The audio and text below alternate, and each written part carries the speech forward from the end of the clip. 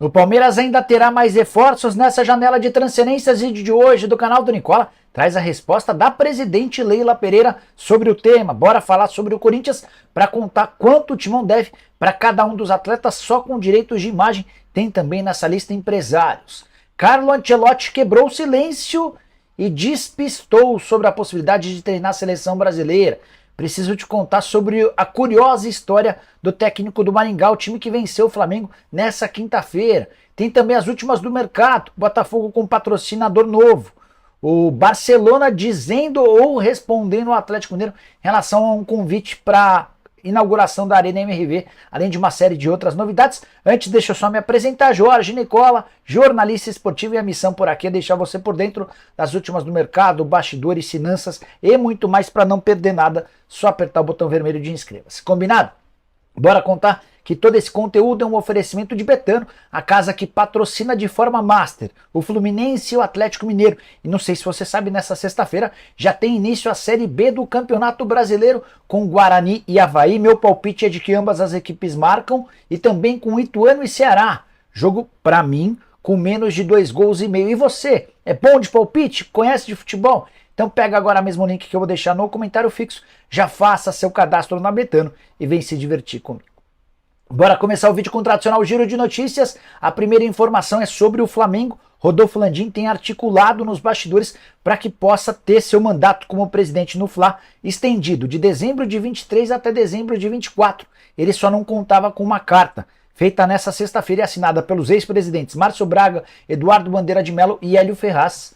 Os três afirmam que são contrários à extensão do mandato do Rodolfo Landim, talvez já por consequência do péssimo momento do time dentro de campo.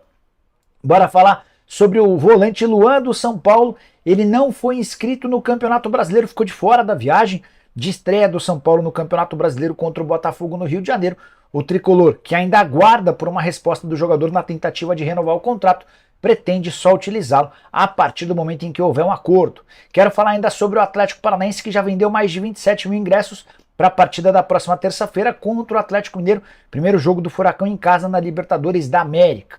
Para completar o giro, contar que o Cruzeiro, boa notícia para a Raposa, exerceu a opção de compra do volante Ian Lucas, super badalado nas categorias de base, recentemente convocado para a Seleção Brasileira Sub-20. O Cruzeiro vai pagar R$1 milhão por 60% dos direitos econômicos, e a tendência é que a Raposa assine um contrato de 3 anos com esse excelente volante. Bora falar agora sobre a história curiosa do técnico do Maringá. O Jorge Castilho, 41 anos de idade, comandou o Maringá na vitória histórica contra o Flamengo 2-0 nessa quinta-feira, jogo de ida da terceira fase da Copa do Brasil. Por que a história é tão bacana? 3 anos atrás, em 2020... ele era Uber, motorista nas horas vagas.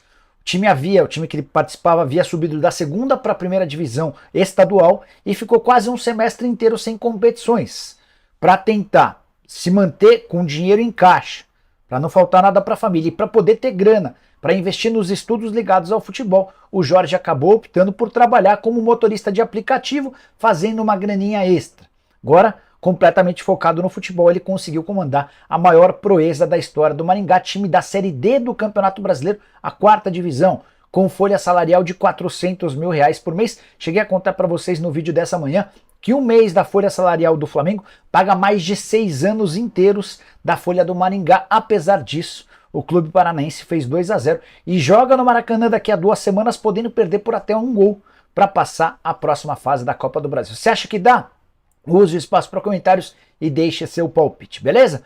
Bora falar agora sobre o Botafogo, que terá patrocínio novo para o mês de abril.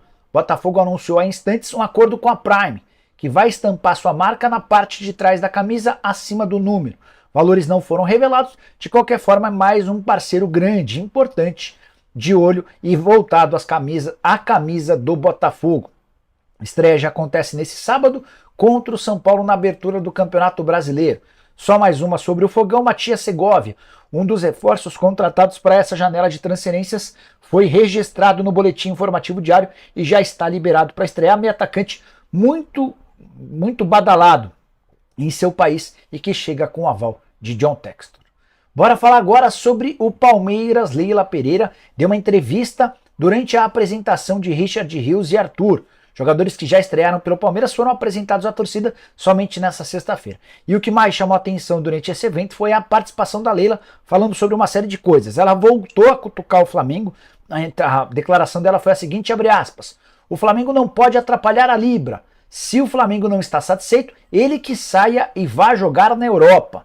E eu peço aos outros clubes que se posicionem, não tenham medo. O Flamengo não é mais forte do que 19 clubes, fecha aspas. Mas o que eu queria chamar atenção para essa entrevista foi a parte em que ela fala sobre reforços.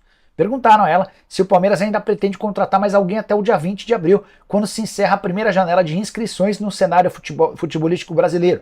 Palmeiras que contratou só 2 jogadores em 2023, justamente o Richard Rios e o Arthur. E ela disse o seguinte, abre aspas, por mim, nosso elenco está fechado. Se houver alguma solicitação, vamos avaliar.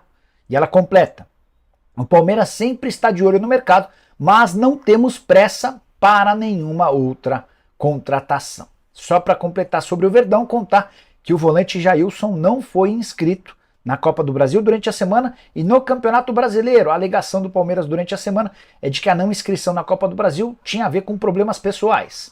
O fato de não ter sido inscrito no Brasileiro só aumenta os rumores de que o Verdão aguarda por propostas para vender o volante que não conseguiu vingar com a camisa alviverde. Bora com informação exclusiva, o Atlético Mineiro tentou convencer nos últimos dias o Barcelona a fazer o jogo inaugural da Arena MRV. Esse jogo possivelmente acontecerá em agosto. E o projeto tinha tomado tanta forma que até o Vasco seria incluído.